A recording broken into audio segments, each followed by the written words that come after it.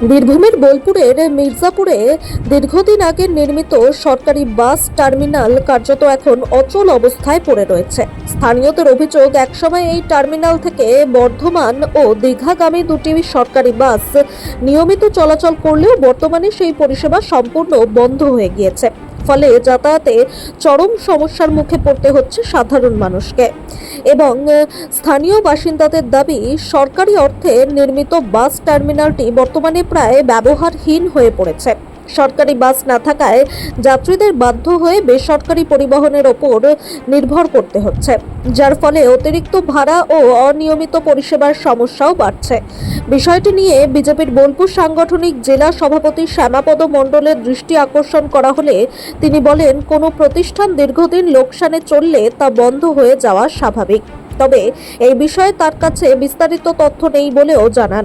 তিনি আশ্বাস দিয়ে বলেন, বিষয়টি খতিয়ে দেখে কিভাবে পুনরায় সরকারি বাস পরিষেবা চালু করা যায় সে বিষয়ে উদ্যোগ নেওয়ার চেষ্টা করবেন।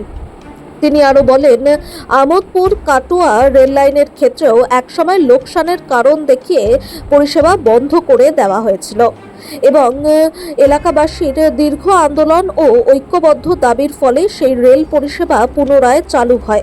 একইভাবে মির্জাপুর বাস টার্মিনাল থেকেও সরকারি বাস পরিষেবা ফিরিয়ে আনতে স্থানীয় মানুষকে ঐক্যবদ্ধভাবে দাবি তোলার আহ্বান জানান তিনি।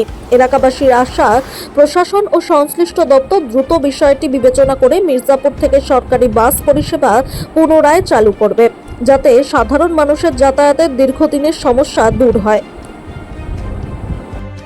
এখন হয়তো ওই মির্জাপুরে যে ওনাদের ডিপো, সেই ডিপোর এমন কিছু ব্যাপার হয়ে আছে যে সর্বত্র লসে রান করছে, কিংবা ওখানে বাস পরিষেবা দেওয়ার মতো সঠিক কিছু নেই।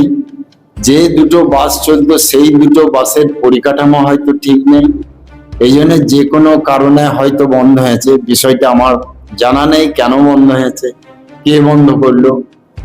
যদি সেখানে সরকার ব্যবস্থিত ডিপো বানিয়েছে, বাস চালাবার ব্যবস্থা রেখেছে, এটাও আমাদেরকে দেখতে হবে যে কি কারণে বন্ধ হলো এবং কি করে আবার ওই বাস চালানো যায়। সেই ব্যাপারে আমরা খোঁজ খবর নিয়ে অবশ্যই দেখব এবং ওই এলাকার জনগণকেও একটু সচেষ্ট হতে হবে। অনেক সময় কি হয়, আমাদের আমোদপুর কাটোয়া লাইন ছিল, ট্রেন চলতো, ট্রেন প্রত্যেক দিন লসে রান করতো, আর সেই লসে রান করতে করতে এমন জায়গায় পৌঁছিয়েছিল যে ট্রেন চলাচলই বন্ধ হয়ে গিয়েছিল। আবার দেখুন, পাবলিক সচেতন ভাবে তারা আবার আবেদন নিবেদন জানিয়েছিল, আবার ট্রেন, সেই একটা ট্রেন থেকে আজকে দু তিনটা ট্রেন, এখনো দু তিনটা ট্রেন দেওয়ার কথা হয়ে গেছে। ট্রেন লাইন ঠিক আছে, ট্রেন ঠিক চলছে, পাবলিকও যাতায়াত করছে।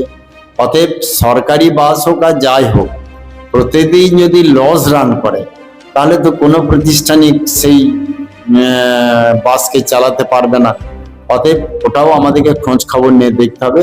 আর আমি ওই এলাকার জনগণের কাছে আবেদন রাখবো, তারাও যদি সচেষ্ট হয় কাজটা খুব দ্রুত সমাধান হবে।